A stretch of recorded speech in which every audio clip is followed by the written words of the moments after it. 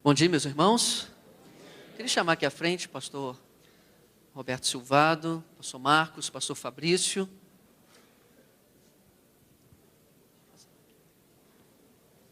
Sem perder tempo, esse momento agora vai ser muito precioso para todos nós. Nós vamos ouvir um pouco sobre a importância da unidade da igreja para a multiplicação.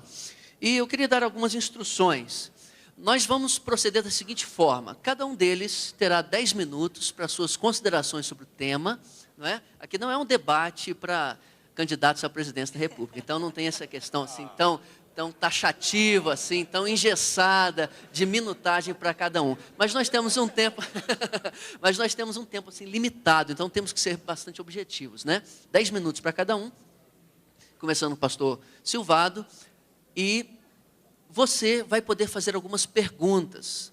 Só que como o nosso tempo é limitado, eu queria que você escrevesse suas perguntas em um papel e me entregasse aqui. Nós temos o pastor João Marcos, levanta a mão aí, ele vai ajudar a recolher as perguntas, também o pastor Helder, está mais lá atrás, e o pastor Maurício. Cadê o pastor Maurício? Está ali, ele vai nos ajudar também. Então você levante a sua mão quando você tiver uma pergunta. Não espere para o final, senão as perguntas vão se acumular e talvez não consigamos responder todas. Já levanta a sua mão, já faz sua pergunta. Eu vou fazer aqui uma triagem das perguntas. Às vezes nós temos perguntas com temas que se repetem. Eu vou tentar condensar em uma pergunta só para fazer para os nossos palestrantes. Se um responder a pergunta e o outro entender que a pergunta já está respondida, nós podemos passar para uma próxima pergunta, assim tentando responder ao máximo das questões que os irmãos estão apresentando. Então, sem mais demora, nós vamos começar, mas antes temos um vídeo para passar a respeito desse tema.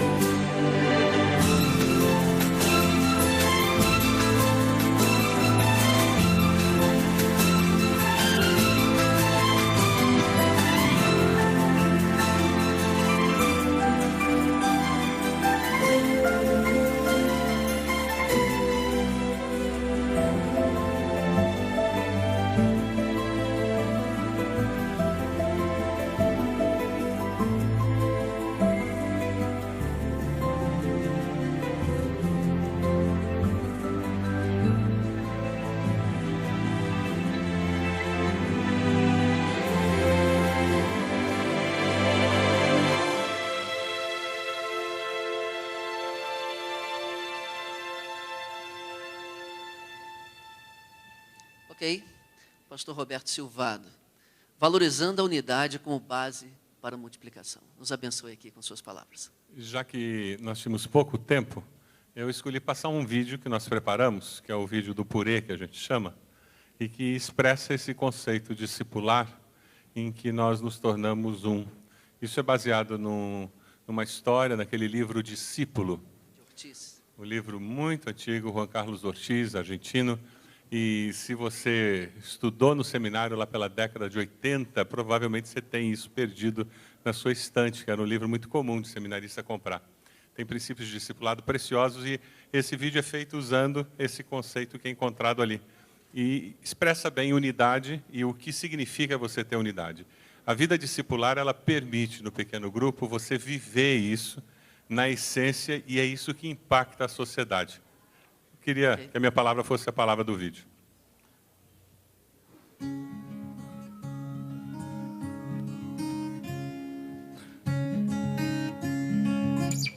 Cozinha é um lugar muito especial. Especial na vida das famílias, porque muitas vezes é ali no calor da cozinha que a gente consegue conversar sobre coisas muito íntimas. Muitas vezes é na cozinha que pai, mãe e filhos conseguem conversar e descobrir verdades que fazem toda a diferença na história dos filhos e na história da família. Queria bater um papo com você sobre vida discipular e como essa história pode mudar a história da sua vida.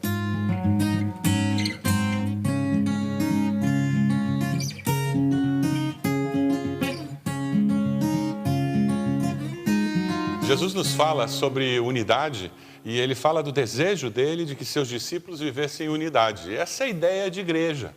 Igreja é formada de discípulos que descobriram a diferença entre união e unidade. Quando nós vemos um saco de batatas e vemos purê, nós começamos a entender o que Jesus tinha em mente quando ele fala sobre união e unidade. Ele diz, eu quero que os meus discípulos sejam um, para que todos creiam. Quando nós pensamos na necessidade de nós vivermos como discípulos que convivem uns com os outros, quando nós descobrimos a essência da vida discipular, aí fica mais fácil conviver como discípulos. Na vida discipular, você descobre que não basta estar juntos. E o que acontece normalmente com o saco de batatas é isso. Batatas que estão unidas dentro do saco, mas elas continuam separadas. Elas são batatas. Elas não descobriram a força da unidade. Elas estão simplesmente reunidas num saco de batata. Nós vamos falar um pouco aqui sobre o que significa ser transformado por Jesus de um saco de batatas num purê. Você pega a panela e você pode dizer que a panela é o pequeno grupo. E nesse pequeno grupo você coloca discípulos. E os discípulos estão ali. E eles convivem nesse pequeno grupo. É possível eu ter uma união de discípulos sem que eles experimentem aquela unidade que todos nós desejamos ter, que nós lemos lá no livro de Atos, na igreja primitiva. E sabe, esse pequeno grupo precisa experimentar a imersão na palavra de Deus. A água que vai nos ajudar a fazer o pirê pode ser comparada com a palavra de Deus, que é tão necessária para que esses discípulos possam amolecer, possam ser preparados para ser transformados num pirê. Depois que nós colocamos as batatas na panela, elas estão no pequeno grupo. Depois que nós acrescentamos a água, elas estão imersas na palavra de Deus. Elas precisam do fogo para que elas possam cozinhar, amolecer. É onde a intercessão, a presença do fogo do Espírito Santo no coração das pessoas e no grupo promove o ambiente para que a obra de Deus aconteça naquele grupo e que a verdadeira união de espírito aconteça entre as pessoas. É só aí que a vida discipular de fato começa a se manifestar como algo sobrenatural. Nós só podemos viver de fato vida discipular como Deus planejou quando o Espírito Santo tem liberdade para amolecer nossos corações, transformar corações de pedra em corações de carne. O Espírito Santo tem liberdade para nos amolecer, para que nós possamos ouvir a voz do Espírito e sermos abençoados para poder abençoar a outros.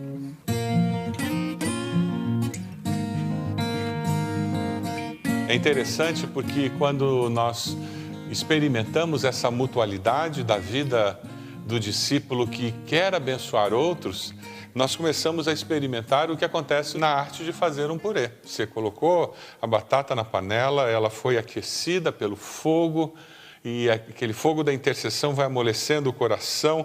E sabe o que acontece? Você começa todo um exercício de tirar aquelas cascas, as máscaras vão caindo, nós vamos descobrindo quem nós somos, nos deixamos conhecer, e é essa obra que Deus vai fazendo. Deus vai nos libertando e nós vamos sendo autênticos, genuínos.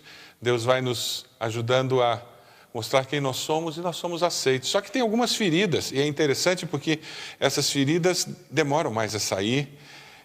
São aqueles olhos da batata que tem que fazer um pouco mais de força para tirar. Mas eles saem, porque existe cura. O Espírito Santo de Deus nos ajuda a ser curados. E na mutualidade, na vivência, nesse processo de nos transformar em purê, experimentar unidade, existe cura de Deus. Existe cura porque nós estamos cuidando uns dos outros. Existe cura porque nós estamos exortando uns aos outros. Existe cura porque nós estamos ensinando uns aos outros. A mutualidade é esse exercício da unidade do corpo, em que nós vivemos corpo de Cristo. Certamente, quando você tem panela, água, fogo, você experimenta aquele processo de tirar as cascas, você vê crescimento. E a vida discipular pode ser muito bem ilustrada por tudo isso. Mas existe um processo final, que é quando você abre a sua casa para receber pessoas que vão experimentar toda essa vivência discipular. É quando você se encontra com o seu discipulador e você percebe que ele está investindo na sua vida. Quando você se encontra com o seu discípulo e você investe vida na vida. E você percebe que Deus está agindo através da sua vida e está surgindo uma nova forma de ser. A vida discipular, ela produz isso. Da antiga forma surge uma nova forma de ser, que tem a ver com o agir de Deus. Foi isso que aconteceu lá na igreja primitiva. Quando você vê Atos 2, eles se encontravam todos os dias. Eles tinham alegria de estar juntos, eles perseveravam na doutrina, eles perseveravam fazendo as refeições juntos, eles conviviam. E o que aconteceu é que o mundo da época foi impactado pelo agir de Deus na vida daqueles cristãos. O desejo de Deus hoje em dia não é diferente. Ele quer agir através da minha vida, da sua vida. Ele quer agir através da vida do seu pequeno grupo, através da vida do seu discípulo. E o nosso desafio é que a sua vida, a minha vida, a vida do seu discípulo, a vida do seu pequeno grupo, tem um impacto tremendo, transformando a nossa sociedade. E nós chegamos aqui, o purê está pronto. E esse é o desejo de Deus, que nós, na vivência como discípulo, discipulador, que na vivência do pequeno grupo nós nos transformemos num purê, nós tenhamos a experiência da unidade verdadeira, aquele plano que Deus tem para todos os seus discípulos, para a sua igreja.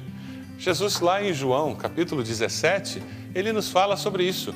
Ele mostra de uma maneira muito clara que ele deseja que os seus discípulos sejam levados à plena unidade, para que o mundo saiba que tu me enviaste e os amaste como igualmente me amaste.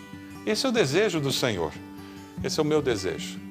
Eu quero que você também possa experimentar plenamente o que significa ser discípulo de Jesus. Você está disposto a viver a vida discipular como o Senhor planejou? Que Deus o abençoe e que você possa viver como discípulo de Jesus a cada dia da sua vida. Muito bom. Você pode ter acesso a esse vídeo através da rede multiplicadora. Quantos aqui sabem o que é rede multiplicadora? Levante sua mão. Poucos apenas. A rede multiplicadora é um ambiente virtual parecido com uma rede social, como um Facebook, para você que está começando a vivenciar igreja multiplicadora e pequenos grupos multiplicadores. Você pode receber um convite por e-mail para participar dessa rede multiplicadora. E lá tem vários materiais, inclusive esse vídeo que você pode baixar. Ali você pode compartilhar suas experiências, tirar dúvidas. Existe uma possibilidade de conversas inbox para mentoria. Como eu faço parte dessa rede multiplicadora? Muito simples. Me dê o seu e-mail, né? Depois aqui eu, pastor Fabrício, pastor João Marcos, pastor Marcelo, que está, levanta a mão, pastor Marcelo, pastor Maurício, nós queremos anotar o seu e-mail para fazer esse convite a você. Você vai receber na sua caixa de e-mail um convite para fazer parte da rede multiplicadora. Lá tem muitos materiais, tem PowerPoints, vídeos para você baixar, um instrumento poderoso aí para te ajudar nesse processo de implementação de igreja multiplicadora e pequenos grupos multiplicadores. Se você também não tem um papel aí para fazer a pergunta, esse pessoal aqui tem um papelzinho, levante sua mão, mantenha sua mão levantada aí, que eles vão até você para te entregar o papel e recolher sua pergunta.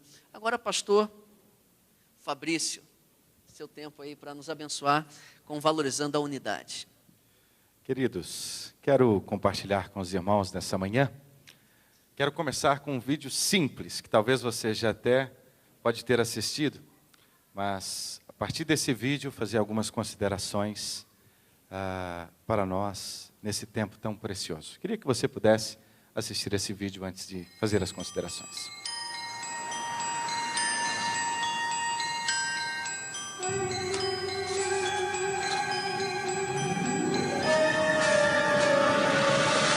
Stop! Please! Don't jump! Why the hell not? There's so much to live for! Yeah? Like what? Are you religious or an atheist? Religious. Me too. Are you Christian or Buddhist? Christian. Me too. Are you Catholic or Protestant? Protestant. Me too. Are you Episcopalian or Baptist? I'm Baptist. Hallelujah, me too. Are you Baptist Church of God or Baptist Church of the Lord? Baptist Church of God. Me too.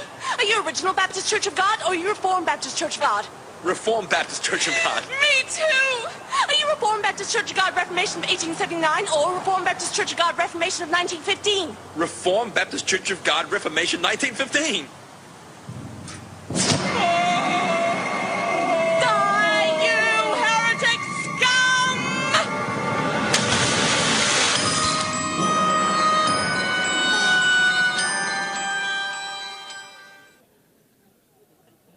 Cruel, né? Seria cômico se não fosse trágico.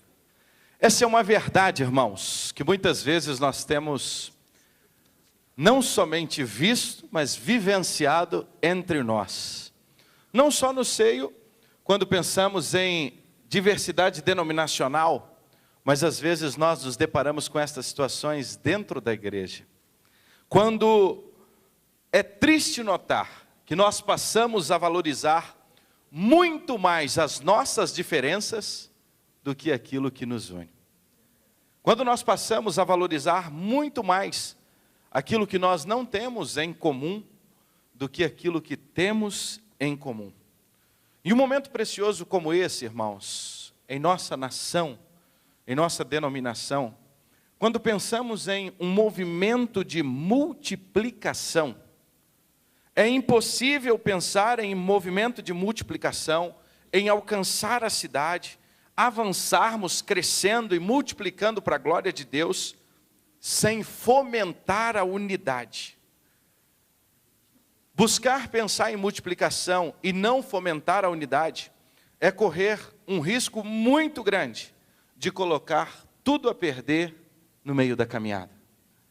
Sabemos que a multiplicação será fruto desta unidade. Basta apenas uma pequena discordância em nossos arraiais e teremos que investir muito tempo como bombeiros apagando incêndios. E se tem uma coisa que Satanás gosta, é de trazer a mudança de foco, é tirar o nosso foco de vidas de multiplicação.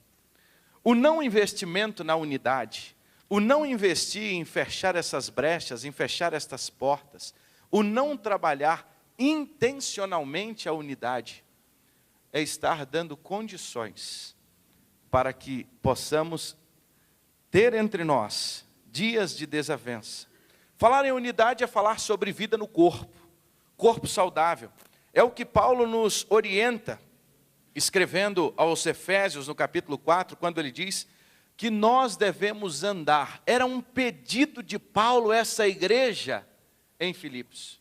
A essa igreja que estava na Macedônia, que eles pudessem andar de modo com que eles foram chamados, com humildade, mansidão, paciência, suportando uns aos outros e procurando cuidadosamente. É interessante que Paulo faz questão de mencionar, procurar cuidadosamente a manter a unidade do Espírito como o vínculo da paz. Procurar o cuidado, a cuidado que vai gerar em nós a unidade do Espírito Santo. É impossível pensar em multiplicação, meus irmãos, quando o corpo está doente. Diria que a unidade é o coração que bombeia vida a todos os demais órgãos. Semelhante ao coração, a unidade vai gerar mutualidade, os mandamentos mútuos, gerando vida. Posso ousar a dizer que sem unidade, esse corpo não vai caminhar, ele vai parar e não vai sobreviver. Unidade que muitas vezes pode ser usada também para o mal. Um exemplo de unidade mal intencionada é a Torre de Babel. Tinham força, tinham a mesma forma de pensar, a mesma forma de falar, mas eram carnais. Unidade para fazer aquilo que não agradava ao Senhor. Unidade não em espírito, como Paulo nos diz, mas era unidade para promover os seus próprios sonhos. Interessante que Satanás sabe como gerar isso no coração do homem, nós, pecadores, vaidosos. Termino dizendo que Jesus foi claro em dizer, em João 13:35, nisso todos saberão que sois meus discípulos, se vos amardes uns aos outros. O amor, a unidade em espírito, vai gerar uma multiplicação intencional aonde nós estamos e vivemos. Ok? Pastor Marcos. Primeiro eu louvo a Deus por perceber num evento como esse a busca de fortalecer ainda mais a unidade nossa como denominação e como povo batista. Alinhar os desafios missionários e missionais que nós temos é fundamental, e um evento como esse faz com que isso aconteça. Eu queria trazer também o texto de Efésios, capítulo 4, e esse texto nos ajuda mais a pensar em unidade. Efésios 4, versículo 11 em diante, diz o seguinte: ele designou alguns para apóstolos, outros para profetas, outros para evangelistas e outros para pastores e mestres, com o fim de preparar os santos para a obra do ministério, para que o corpo de Cristo seja edificado, até que todos alcancemos a unidade da fé e do conhecimento do Filho de Deus e cheguemos à maturidade, atingindo a medida da plenitude de Cristo. O propósito é que não sejamos mais como crianças, levados de um lado para o outro, por ondas, nem jogados para cá e para lá, por todo o vento de doutrina, pela astúcia e esperteza de homens que induzem ao erro. Antes, seguindo a verdade em amor, cresçamos em tudo naquele que é a cabeça, Cristo. Dele todo o corpo, ajustado e unido pelo auxílio de todas as juntas, cresce e edifica-se a si mesmo em amor, na medida em que cada parte realiza a sua função. Esse texto ele ensina e nos mostra o desafio da liderança da igreja, de preparar os santos para a obra, de levar os membros, levar a igreja a de fato ser discípulo multiplicador. E sendo discípulos multiplicadores, geramos pequenos grupos multiplicadores, e sendo assim, geramos igrejas multiplicadoras. Mas aqui passa por um desafio que é o desafio da liderança. E eu creio que a unidade passa primeiro pelo desafio do pastor da igreja, do líder, do missionário, em trabalhar a unidade com a sua liderança. O relacionamento discipulador é fundamental aí. Ou seja, estabelecer um relacionamento discipulador profundo com a liderança, com aqueles que o Senhor vai separar de dentre o povo para estar comigo na liderança. Jesus passou uma noite orando para que ele pudesse escolher aqueles homens que estaria com ele e que ele investiria em relacionamento discipulador com profundidade na vida deles. Então, eu traria o tema da unidade já em primeira mão, pensando na liderança estratégica da igreja, pensando naqueles discípulos estratégicos que nós temos a responsabilidade de escolher. E uma das orações que eu peço para os líderes que acompanham na rede de células de pequenos grupos que eu acompanho, o grande desafio que eu peço para eles é: precisamos orar para que Deus levante ceifeiros. E Jesus mandou a gente orar. A primeira estratégia, a primeira ação é a oração para que Deus levante esses ceifeiros. Os ceifeiros são aqueles que vão acolher, aqueles que vão pastorear comigo. O semeador é aquele que espalha. E ontem a gente conversava sobre isso, né?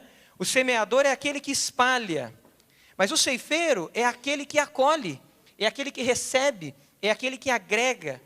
E Jesus desafia naquele momento a eles orarem para que mais ceifeiros estivessem na obra. Quando nós oramos por líderes estratégicos, por líderes de pequenos grupos multiplicadores, nós estamos orando por isso, por mais ceifeiros, mais homens e mulheres que vão acolher. Mas aí nós precisamos de um relacionamento discipulador muito próximo desses líderes estratégicos, porque é a partir daí que a unidade se estabelece. Tem um slide que eu queria mostrar que fala sobre vida discipular, amar e frutificar. É o outro, pastor Renato, esse é o último.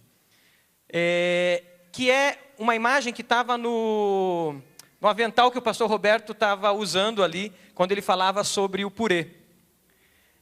Amar e frutificar. São dois verbos que aqui na Igreja Batista do Bacaxiri a gente tem enfatizado muito.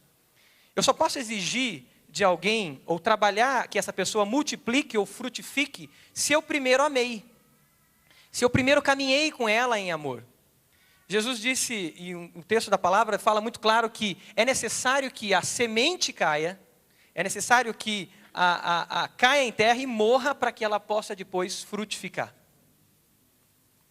Então é necessário que primeiro eu ame, eu gaste tempo na vida dos meus líderes estratégicos, eu invista tempo na vida deles, caminhando uma segunda milha, lavando os pés deles, para que eles possam frutificar juntamente comigo.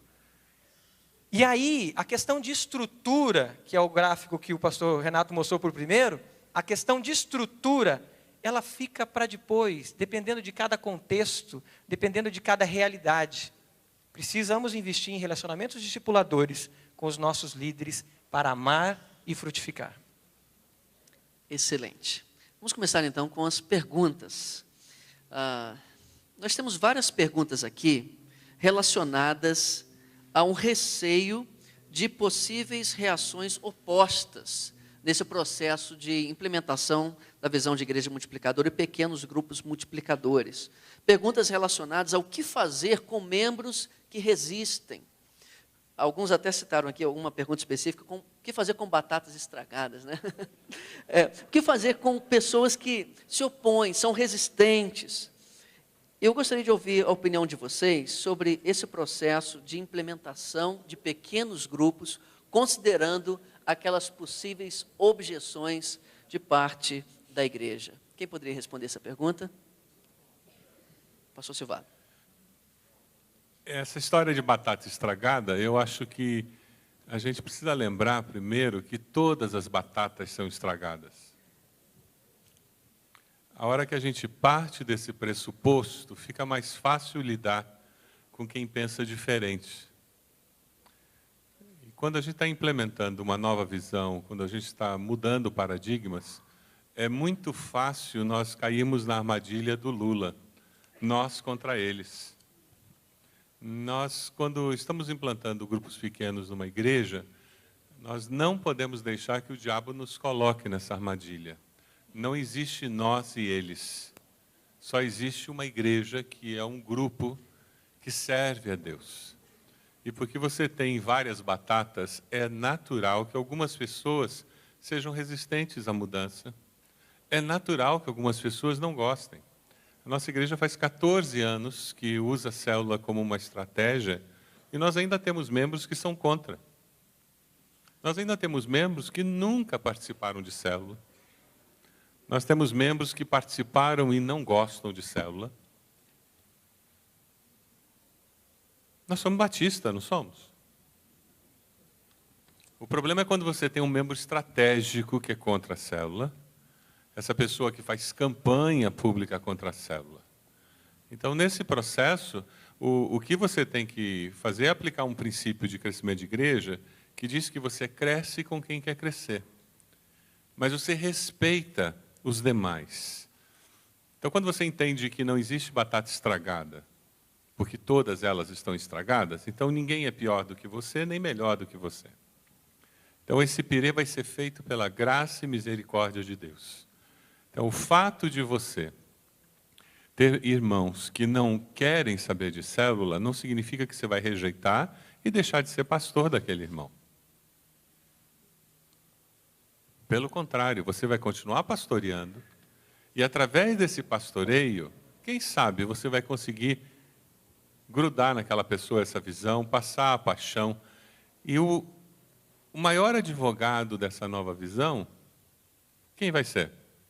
Aquele novo crente que vai dar testemunho, que foi batizado. Domingo eu batizei um casal que os dois se converteram numa célula.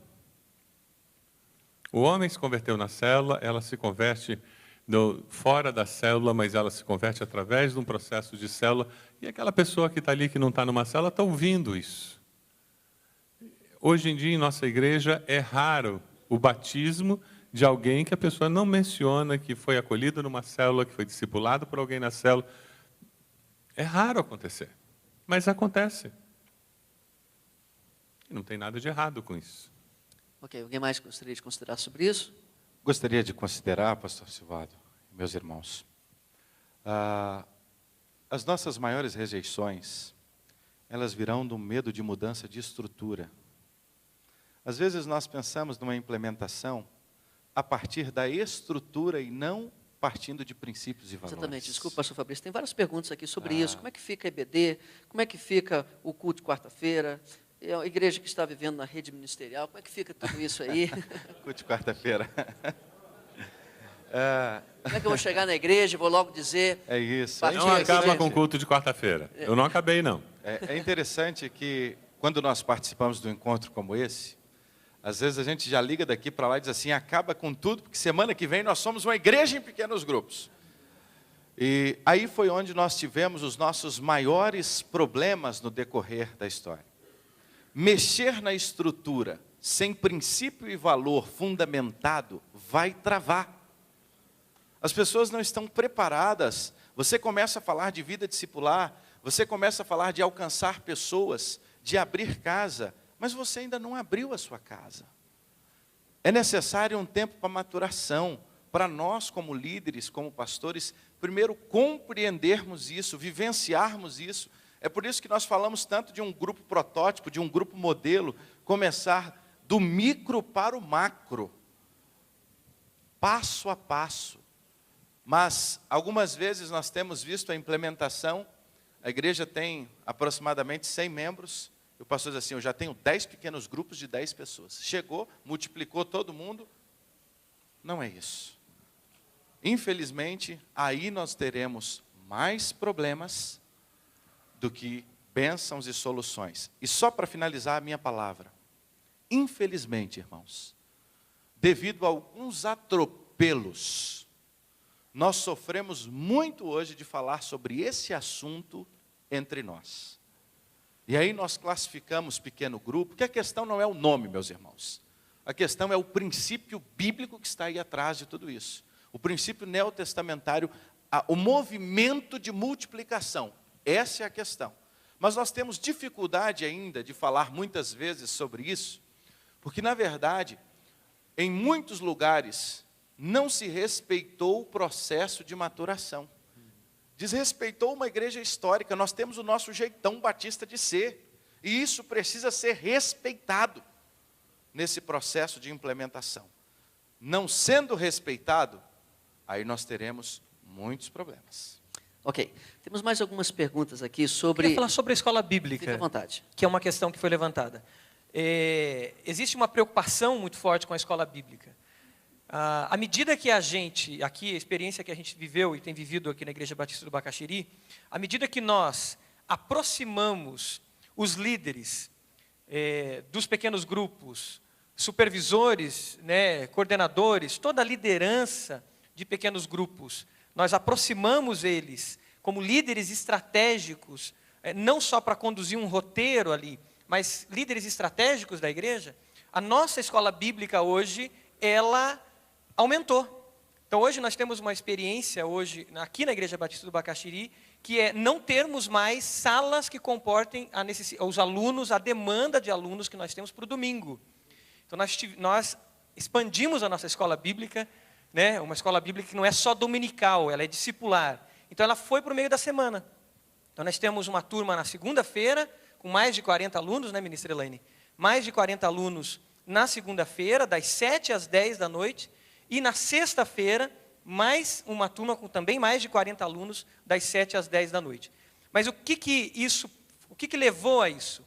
Os pequenos grupos potencializaram ainda mais a busca pelo conhecimento da palavra e a necessidade de nós realmente aprimorarmos o nosso currículo, nós trabalharmos na formação desses líderes de pequenos grupos multiplicadores. Então, nós ganhamos com essas lideranças que agora estão juntos na visão da igreja. Eu posso complementar? A grande dificuldade é que célula, ela surge dentro do movimento de comunidades, que tem uma estrutura eclesiástica diferente de uma igreja denominacional como o Batista. Então, muito do que se lê e muito da experiência que as pessoas tiveram com célula foi dentro de um contexto não denominacional.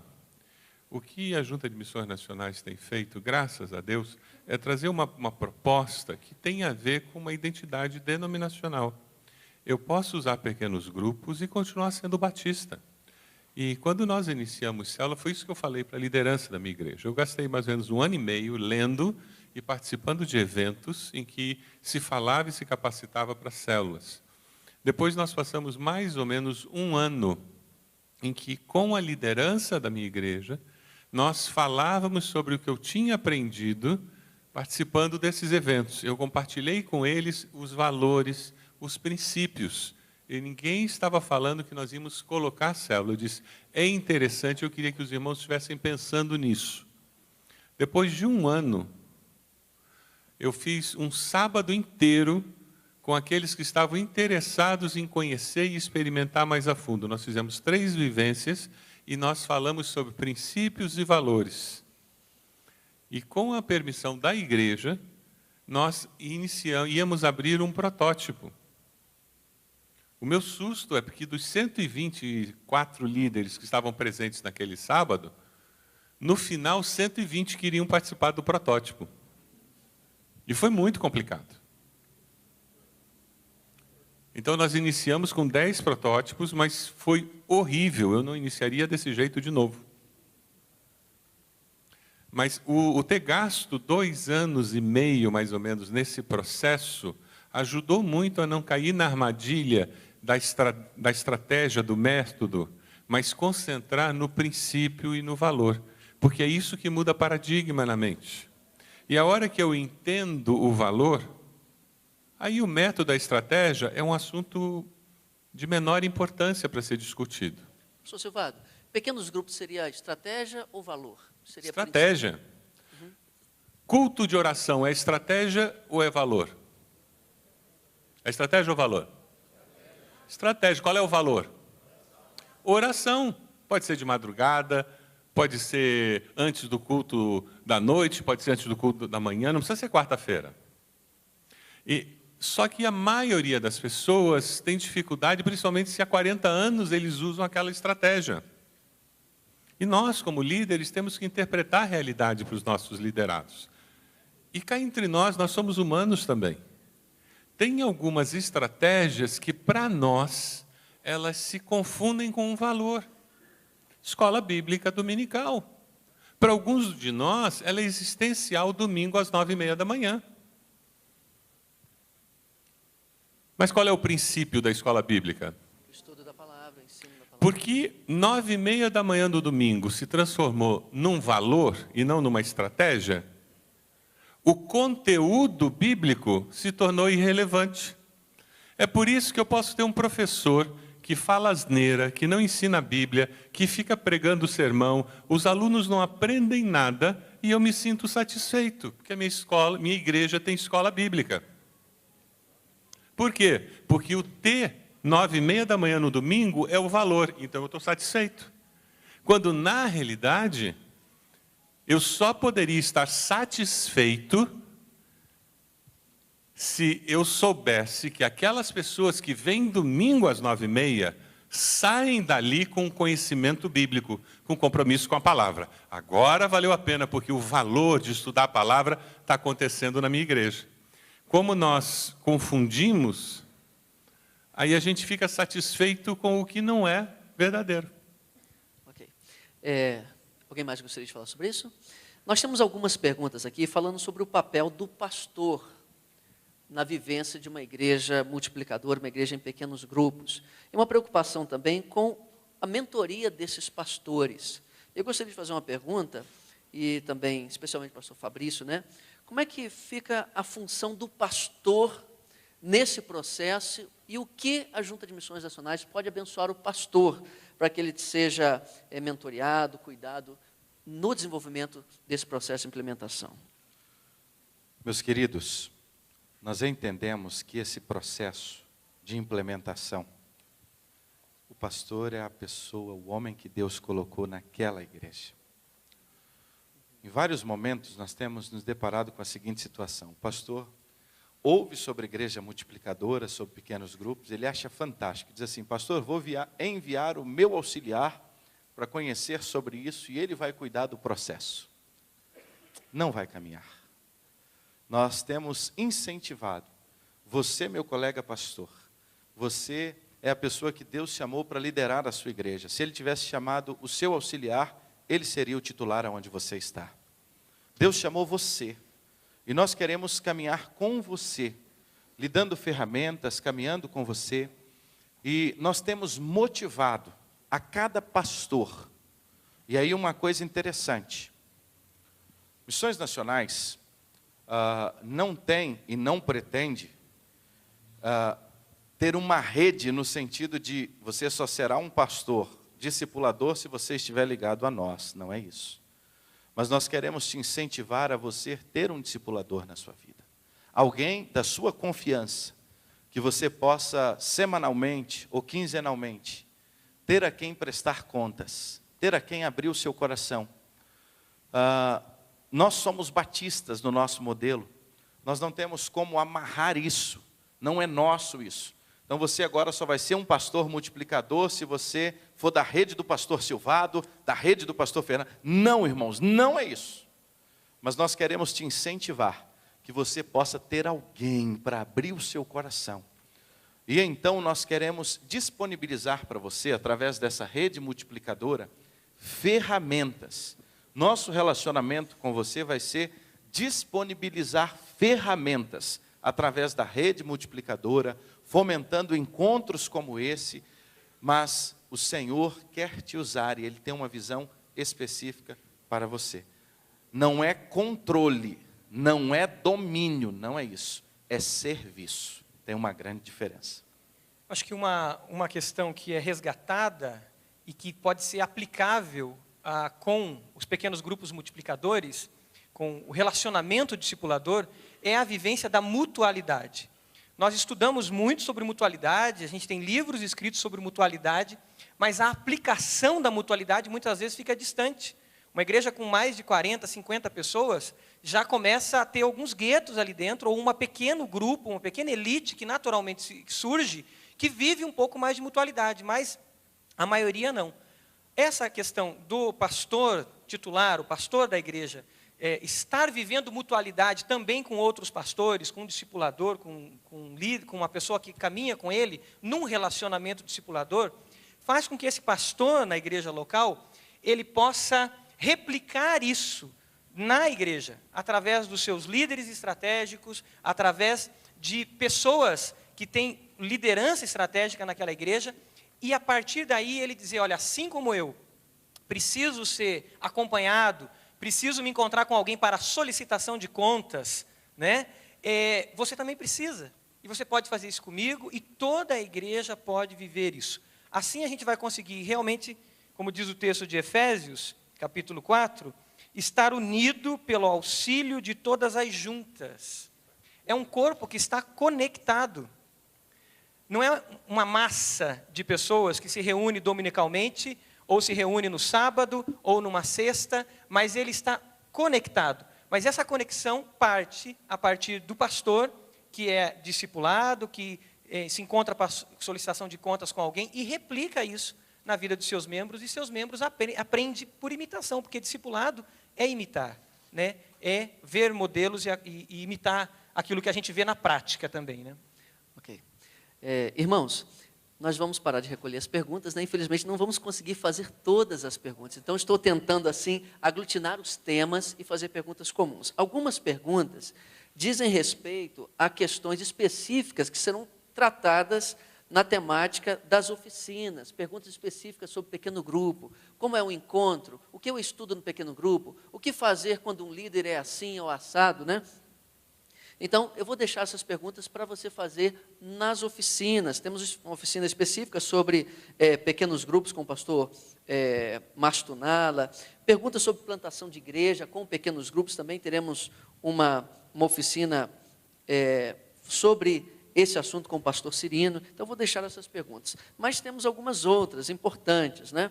Por exemplo, aqui, pastor Silvado, existem perguntas sobre o futuro da denominação. Né? Aproveitando que o senhor é o nosso presidente, né? Como o senhor está vendo essa questão de pequenos grupos dentro dessa nossa unidade em termos denominacionais para o futuro? Porque existem outras propostas, outros modelos, existe medo de divisão, existe medo de isolamento de determinadas igrejas. O que o senhor poderia dizer para nós aqui, como batistas reunidos nesse congresso, sobre o futuro da nossa denominação em torno dessa proposta de multiplicação? Pastor Fernando, foi revelação divina, pequeno grupo, e na realidade, quem não estiver alinhado com essa visão, está alinhado com Satanás, é isso mesmo?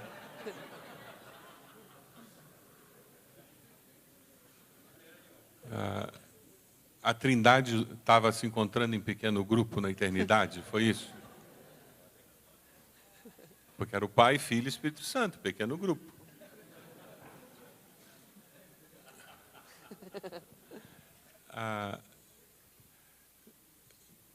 Quando nós estávamos começando com um pequeno grupo aqui na igreja, eu me lembro que, na primeira vez que nós tivemos uma reunião de liderança para decidir se levaríamos para a Assembleia, para que a igreja decidisse que nós iniciaríamos com pequenos grupos, e nós somos batistas, né?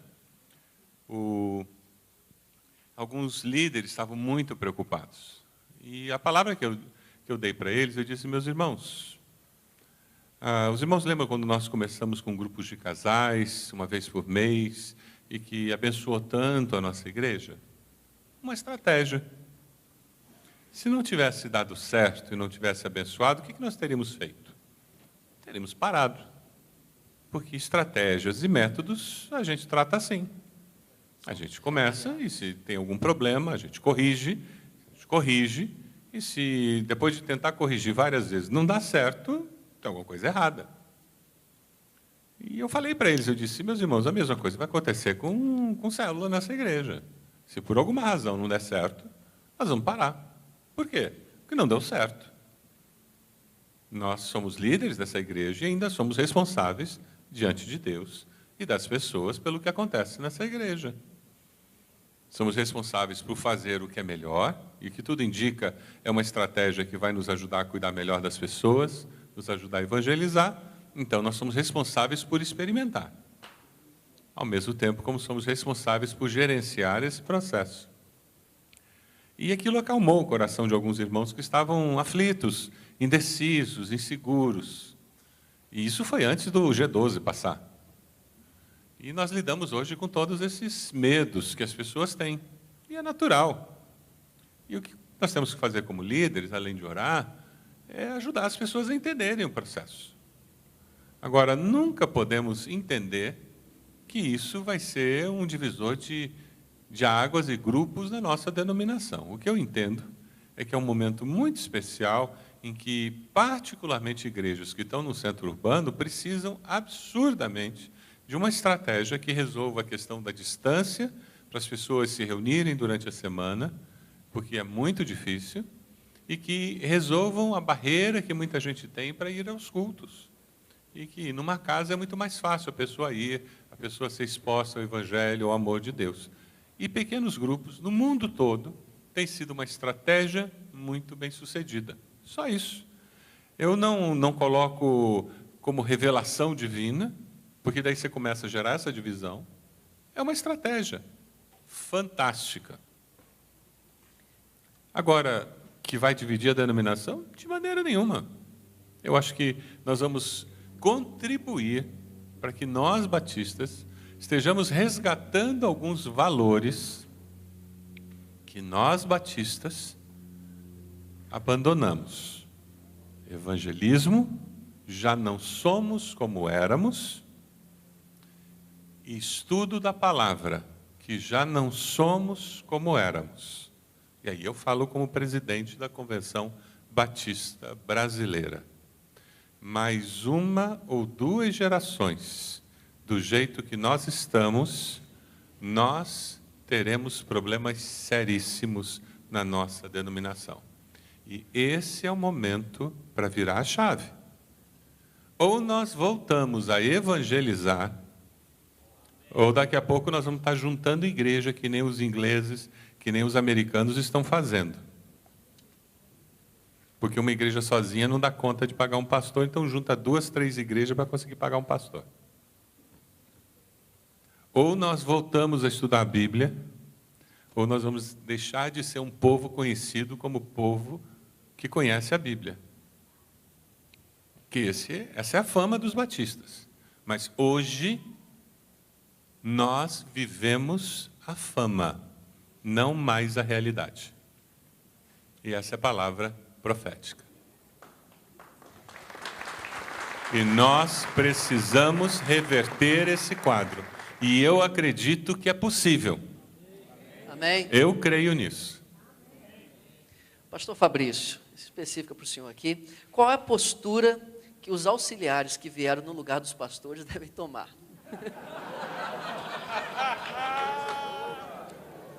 Excelente pergunta. Excelente pergunta. E quero falar como alguém que já foi pastor auxiliar. Que se tem uma coisa que o pastor auxiliar precisa entender, é aprender a tocar o segundo violino. Aprender a sonhar o sonho do outro. E esse é um grande desafio para um pastor auxiliar. Porque às vezes Deus nos chamou para estar ao lado de alguém, mas nós queremos, na verdade, tomar a frente, ou ser o primeiro violino da orquestra. Tenho muita tranquilidade de falar sobre isso. Meu irmão, se Deus te chamou para ser o primeiro violino da orquestra, pergunta onde é o Passa Macedônia que Ele quer te levar. Amém. Mas se Deus te colocou em algum lugar para auxiliar, estar com alguém, a melhor maneira de você poder influenciar o seu pastor, que por alguma razão não pôde estar aqui, é chegar lá e compartilhar com ele tudo o que você ouviu aqui.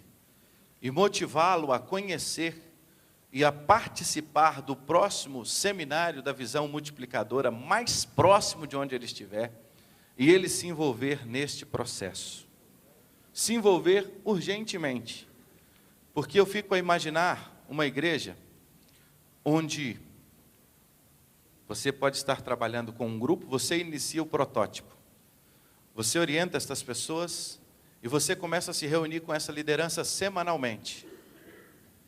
O pastor titular não está fazendo isso. Em pouco tempo você já está pastoreando efetivamente essa igreja. Isso lá na frente, em algum momento, vai dar encrenca. Sem nenhum, tranquilamente. Então, gostaria que o pastor Silvado pudesse compartilhar sobre isso, como pastor titular de uma igreja, que fez essa transição, essa relação, pastor titular, auxiliar. Pastor titular, aquele que, como Bill Hybels claramente sempre diz, continua enchendo o balde, a visão continuamente. E eu acredito que, ao longo dos anos, e pastor Silvado pode falar muito sobre isso aqui, pessoas serão envolvidas no processo operacional dos pequenos grupos, mas a visão parte do pastor titular.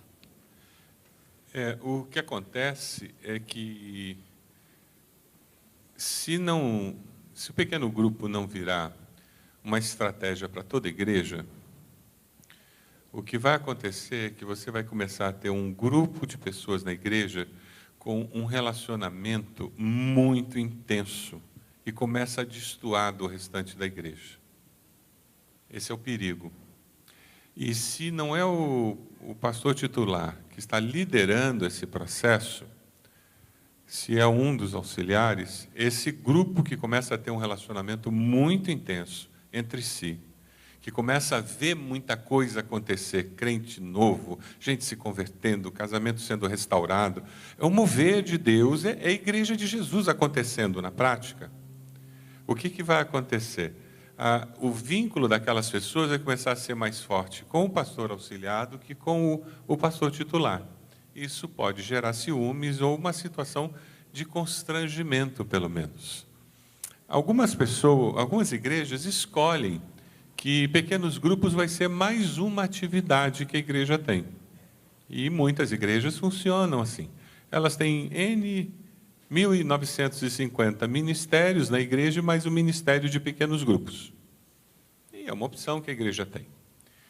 O que vai acontecer é que elas não vão viver realmente pequeno grupo. O que eles vão ter é reuniões nas casas.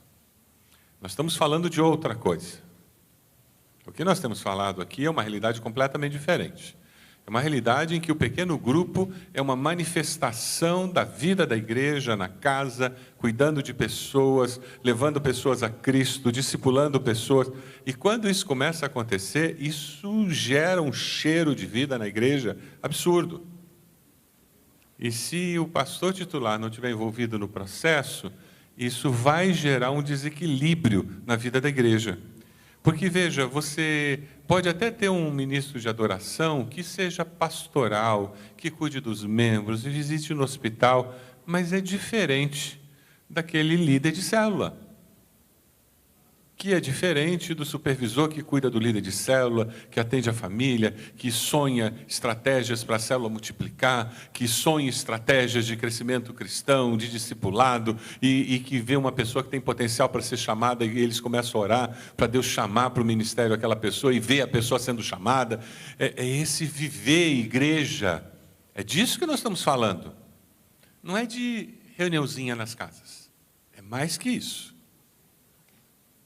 Então, se você veio e o que você está pensando em fazer é reuniãozinha nas casas, aí dá para o pastor auxiliar, cuidar. É mais um ministério, como alguém pode vir para aprender como é que faz o ministério de família na igreja, que é uma coisa boa, pode fazer. A pessoa pode vir aprender como é que faz o ministério de ação social na igreja, é uma coisa boa, e pode fazer. Aí não tem problema.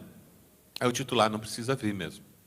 Mas o que nós estamos falando é alguma coisa que revoluciona o jeito de viver igreja. E se o titular não estiver aqui, vai dar desequilíbrio. Ok, estamos caminhando já para o final aqui do nosso painel. Eu queria pedir perdão a todos que não tiveram suas perguntas respondidas. Eu tentei fazer o melhor possível aqui no tempo disponível. Também dizer que tem algumas perguntas assim, na minha igreja está acontecendo isso, o que eu faço? Eu acho que esse é o tipo de pergunta para a rede multiplicadora. As consultas ali no inbox da rede multiplicadora e consultas particulares aqui, estamos à disposição para responder também essas questões mais particularizadas. Mas temos uma última pergunta aqui, eu queria fazer para o pastor Marcos e depois ouvir as considerações finais de cada um aqui dos oradores, né? A pergunta é, como eu faço para não ser envolvido numa rede de ativismo apenas, né? Gera trabalho, gera demanda. Existe esse perigo de virar um ativismo, só atividade após atividade? Como que eu faço para que não seja envolvido nessa ciranda aí de ativismo? Tá, só duas frases antes de entrar aqui diretamente nessa pergunta. A primeira é, lembrando algumas perguntas anteriores, o pequeno grupo restaura, resgata o sacerdócio universal de cada crente. Uma vez que resgata isso, esse discípulo de Jesus vai buscar conhecimento na palavra. Então, por isso, ele também resgata o crescimento bíblico, do ensino bíblico. E ele vai fazer escola bíblica nem que seja de madrugada, porque ele quer, ele tem sede da palavra de Deus. A segunda, rápida para chegar aí, é que, como pastor que acompanha o pastor Roberto numa rede de 20 células de jovens casais, eu acompanho essas 20 células, a proximidade com o pastor titular, com o pastor coordenador, que nós chamamos aqui, no relacionamento discipulador, o tempo que nós gastamos juntos é fundamental nessa liga da unidade, nesse processo.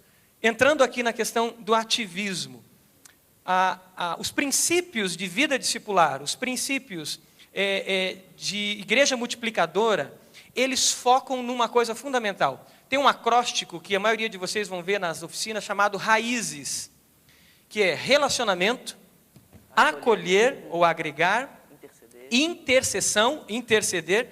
Tem um ali que é fundamental, que está no centro desse acróstico, que é zelo pela pessoa, né? Ensino e solicitação de contas. Esse é o núcleo essencial da igreja multiplicadora, o núcleo essencial da vida discipular, do relacionamento discipulador. Esse zelo pela pessoa toma prioridade na vida de uma igreja discipuladora. O que acontece com isso? Muda a sua agenda. Gente, a coisa mais difícil para um pastor, como eu, que fui pastor de juventude, que liderei Juventude Batista do Estado, Jubacap, etc. e tal, é o ativismo. E eu tive que puxar meu freio de mão para estabelecer uma prioridade, zelo pela pessoa.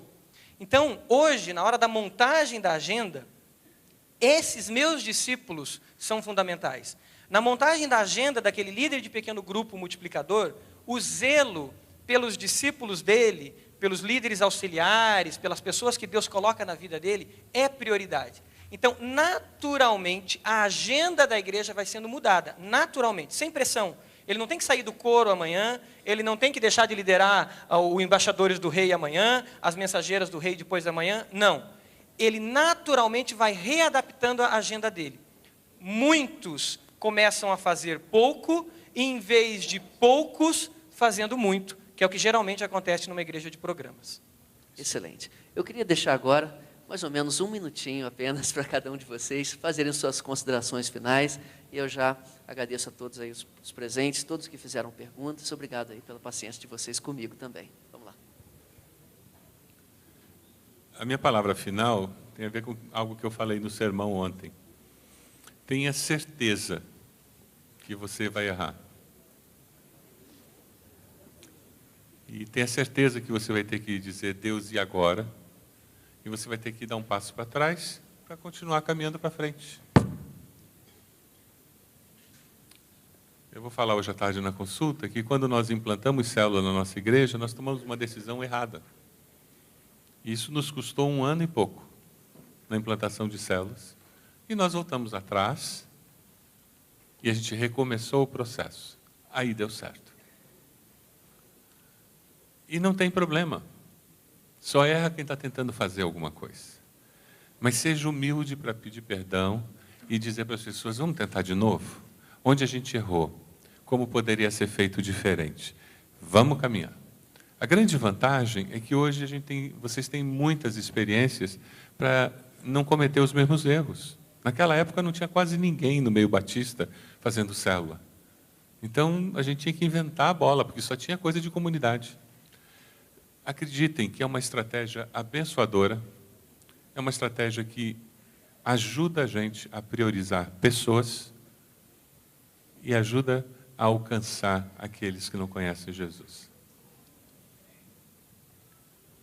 Gostaria de apenas fazer menção da importância desse tempo.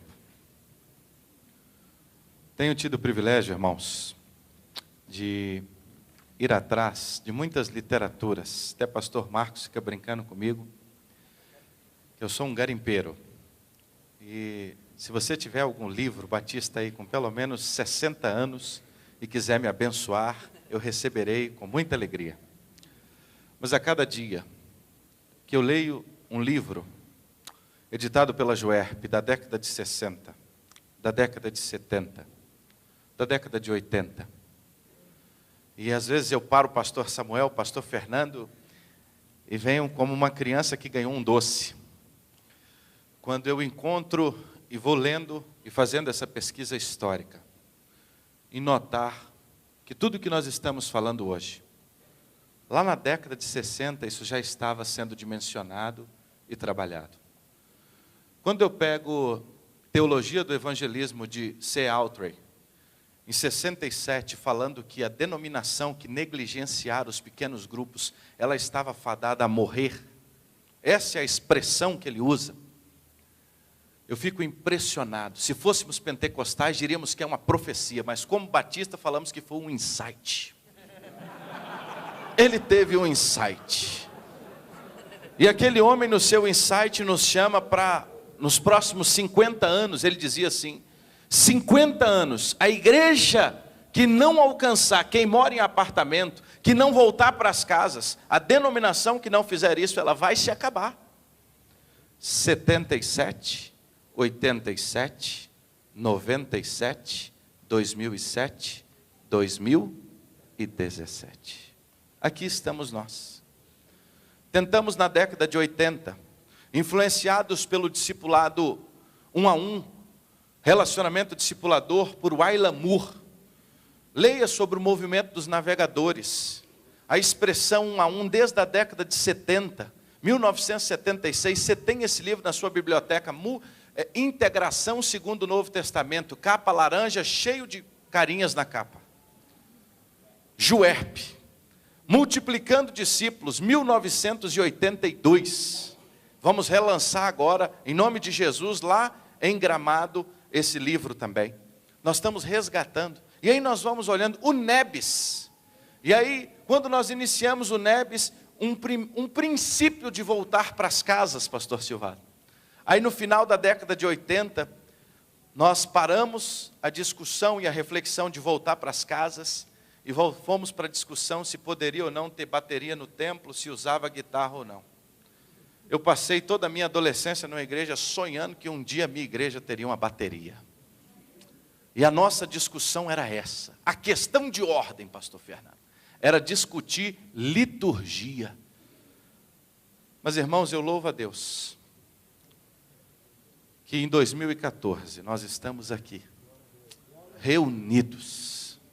Eu louvo a Deus, pastor, por você, meu colega.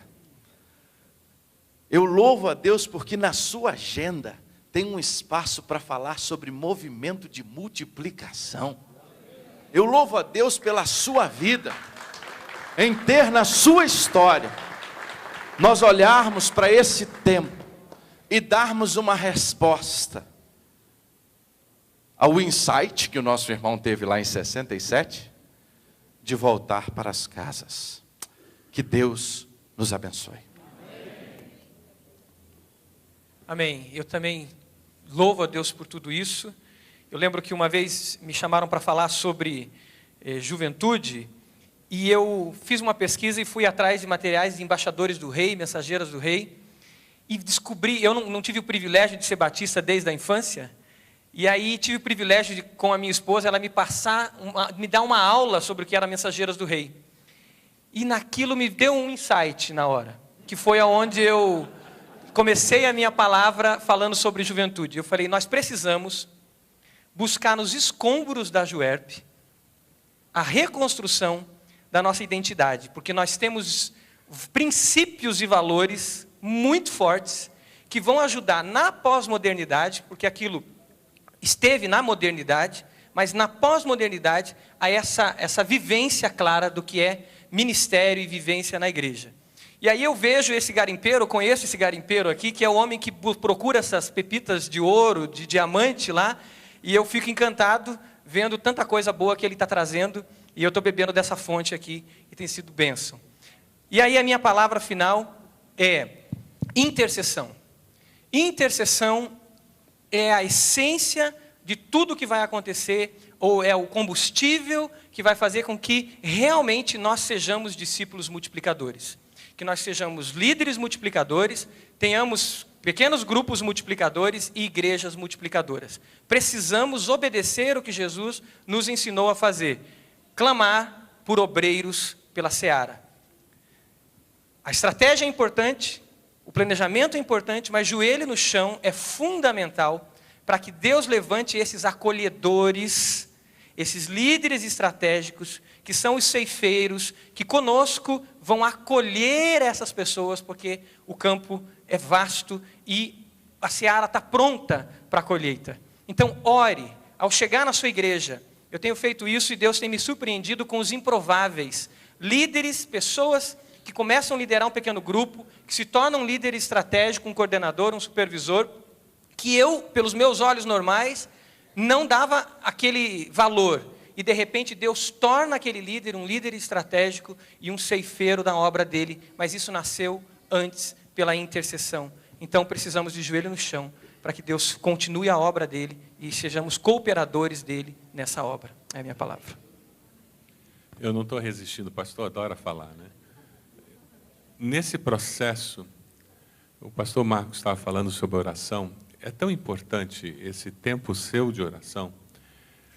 Eu me lembro bem no começo, quando eu comecei a liderar um grupo pequeno, um protótipo, sozinho, eu e um grupo de pessoas.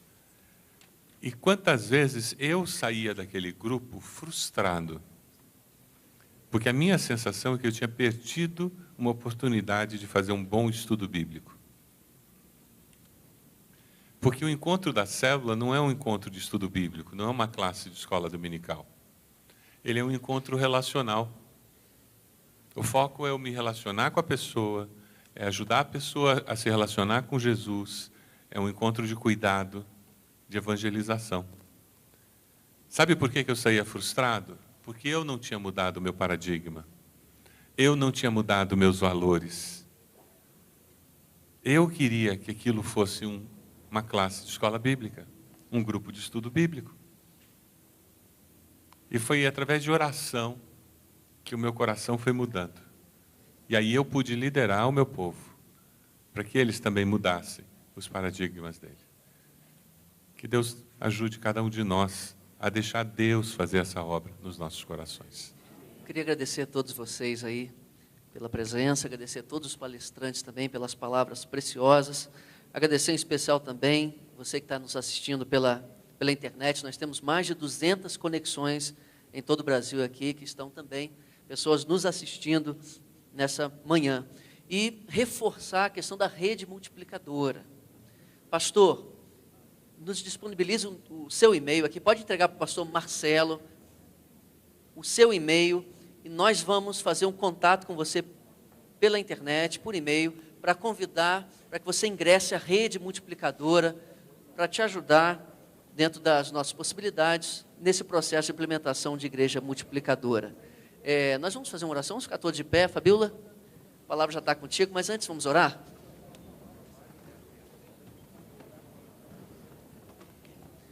Vamos orar? Pai, muito obrigado pela Tua palavra, que ela é ministrada a nós através de sermões e também de pequenas instruções sobre a experiência de servos que viveram algo antes de nós. Muito obrigado, Senhor, pela experiência desses homens de Deus que tem sido transmitida a nós nessa manhã. Obrigado porque o Senhor nos usa, o Senhor nos tem como preciosos nesse processo que estamos vivendo, nesse tempo aqui, como batistas brasileiros. Nos abençoe, nos dê muita sabedoria, Senhor. Mais uma vez te pedimos, usa a nossa vida para essa multiplicação acontecer. Em nome de Jesus. Amém. Meu irmão, me dá só mais um minuto. Fica de pé para a gente só ter mais um minutinho de oração. Os nossos irmãos aqui lá do Maranhão, pastor Josimar Rodrigues, pede aqui que oremos por duas famílias que estão tristes, abatidas nesse momento. 2 irmãos morreram, Delmar e Deuclides. Eram gideões, estavam viajando, houve um acidente com o veículo. Não. 2 irmãos morreram no local, 2 estão no hospital em estado grave. De fato, houve 2 mortes. Essas famílias lá no Maranhão estão precisando das nossas orações. Vamos ter um momento, então, de oração, de intercessão pelas famílias dos irmãos Delmar e Deuclides, que faleceram hoje, cumprindo a agenda de proclamação da palavra. Gideões estavam indo distribuir Novos Testamentos, e Deus está no controle. Vamos orar. Não sei se o pastor Josimar está aqui, que pediu. Pastor, o irmão pode vir então e orar, querido? Desculpa aí, viu, meu irmão? Eu estou meio fora de ordem. A oração me botou na ordem, né? Obrigado. A oração é princípio, não é, presidente? Se é princípio, vamos orar por essas famílias, por favor, meu irmão. Deus eterno, nós somos os teus filhos e carecemos da tua misericórdia a todo instante. Louvamos, Senhor Deus, por esses momentos tão especiais na tua presença. Eu te peço, Deus, pelo Daniel e pelo Luiz estão internados. O Luiz está na cirurgia nesse momento. Que tu coloque a tua mão saradora, Deus, unge as mãos dos médicos. E que a tua infinita vontade se estabeleça na vida deles, Pai. Te peço também pelas famílias enlutadas, aqueles irmãos em Cristo. Fortalece a fé, a esperança. Deus, nós queremos proclamar a tua palavra a tempo e fora de tempo, Pai. Por isso nós te agradecemos por esses momentos. Abençoa esses homens de Deus que estão aqui. E nós queremos crescer com eles, para o louvor da tua glória. Nos dá, Senhor Deus, um dia na tua presença. É a oração que fazemos em nome de Jesus. Amém.